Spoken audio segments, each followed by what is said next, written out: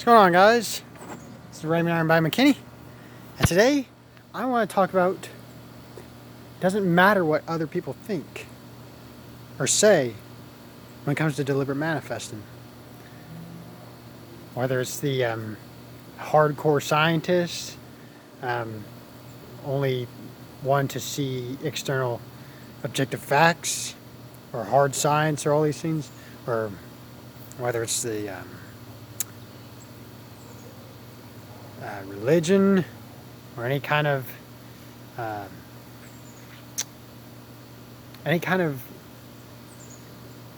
what we anticipate, what we expect to see in the world. And just through the inner act of subconscious expectation, that's what reveals to us our relative objective experiences. Doesn't matter. It doesn't matter what people say or think about your inner desires. Your inner desires, when they're lived by, and to be continued therein, because all we're doing, guys, we're just moving through states of consciousness. Moving through states of being. Because here's the thing, too. You're always being something. You're always in a state of being. You're always being something. You're being... when you're listening to this message, for example, you're in a state of being. You're being receptive to my messages that I'm sharing with you. You're always in a state of being. And when you're in a state of being, that's what externalizes your objective reality relative to you. So, guys, and that's where coincidence is. Every moment on the screen of space and points of time, it's coincidence. Everything coincides with one another simultaneously, here and now. And what you dominantly focus on, that's what grows. And that's what you focus on, that's what reveals the external experiences. Because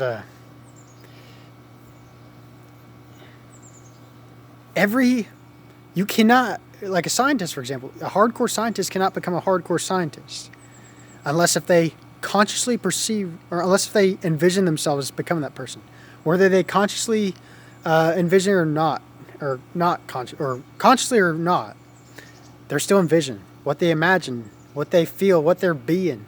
They're being in that state. They're moving through states of consciousness, and going through maybe like all classes, or like whether it's like astrophysicists like taking calculus classes or math classes or science classes, they're in states.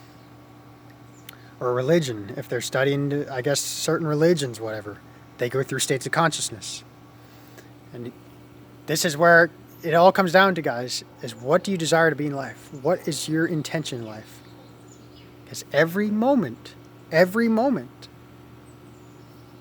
your life, in this life right here and now, is a state of consciousness. And those states of consciousness, those states don't activate themselves. They're only frozen states of consciousness. William Blake refers to it as the sculptures of Los's halls, which is like frozen states on the objective screen of space and points in time. They're already played out. All the scenes are already played out. We just occupy them with our conscious perception. What we perceive to be true, that's what reveals to us relatively. Everything's played out, guys. The worlds are framed by the Word of God.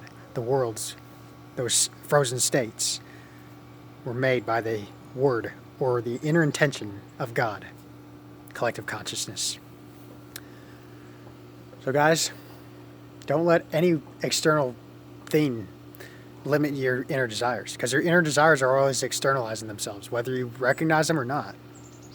Whether they appear coincidence or whether they appear random to you or not. Because when you have the inner assumption of random events occurring, they're going to appear random relative to you. Law of assumption, guys. Law of correspondence. Change the way you perceive yourself in relation to the world. Change your inner dominant assumptions to desired ones. Live by your desires as though they were true. And just to continue living life. Live within your body. Do not over-explain everything with your analytical mind. you're going to drive yourself crazy. Live by your desires. Live by your desires. Embody them. Saturate yourself in those desires. They will manifest. And the more potent your inner desires are, the relatively faster they'll manifest. Because here's the thing about time too, guys. We're all experiencing time relatively differently. Some people experience time slowing down. Some people experience time speed up. And some people even experience time stopping. Everything halts, comes to a halt. You can do that. I think I've experienced one time where I was like waking up and I saw my watch, and it's as if time just seemed to just kind of stop. But yeah, guys, time is relative, and that's a big contribution to manifestation, because you give life to time and distance and space.